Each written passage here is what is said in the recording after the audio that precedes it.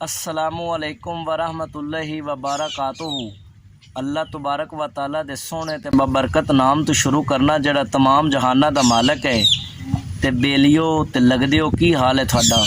तगड़े हो ते सोहने भी गल ये है भी बशीर नां दा एक मिरासी हुंदा है ते अल्लाह दी करनी ऐसी हुंदी भी हो जांदा है मर। ते जदों वो मर जाता है ना तो जेड़े उनके घर वाले ने उनकी जेड़ी मंजी ते चार पाई है ना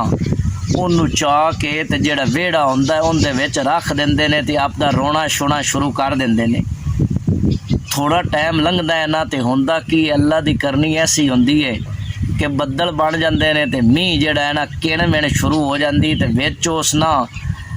मजमे दे कोई सियाणा बंदा होंदा है तो वह आंदा है भी ये जेड़े बशीर है ना इनकी मंजी चुक के ते अंदर बिरांडा क्यों सारिਆਂ ਨੂੰ बिंदे पिओ इत्थे रख दिओ।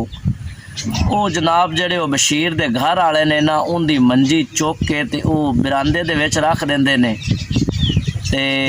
फिर आपदा रोना शोना शुरू कर देंदे ने। थोड़ी देर मुड़ लंघदी है तो बारिश मीह रुक जाता है तो फिर वो सियाणा बंदा ही आंदा है भी हुण इनकी मंजी चाह के ना वेड़े च कर दिओ। उनकी जनाब मंजी नूं चाह के ना तो मुड़ वेड़े च कर देंदे ने तो मुड़ थोड़ी देर लंघदी है ना तो फिर मीह ते बारिश शुरू हो जाती तो फिर वो बशीर दी मंजी नूं चुक के ना बशीर मिरासी दी नूं चाह के मुड़ बिरांडे च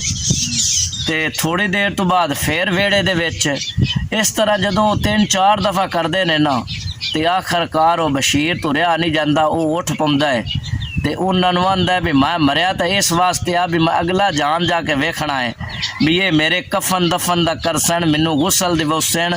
मैनू कबर च ले जासन अंगा मेरे ना पता नहीं की उसी माता अगले हालात वेखना चाहता तो तुसी धी आवे मैनू इत्थे ही जेड़ा है कदी अंदर ते कदी बाहर तो इत्थे ही चाई फिरदे हो। सुने गल सुनान दा मकसद भी मेरा है, मकसद ये है भी जेड़ी साडी अवाम है ना इनकी भी सूरत हाल उस बशीरे तरह ही है। किवें बशीरे तरह है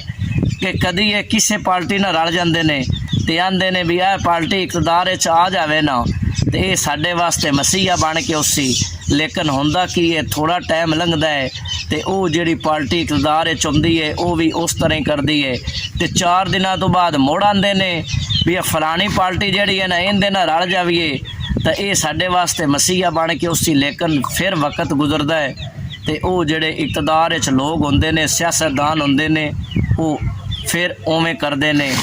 ते इस वास्ते उन्हां सियासतदानां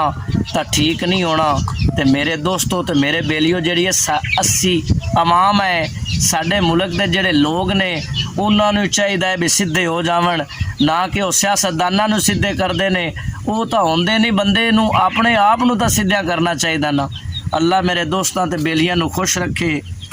अल्लाह निगहबान।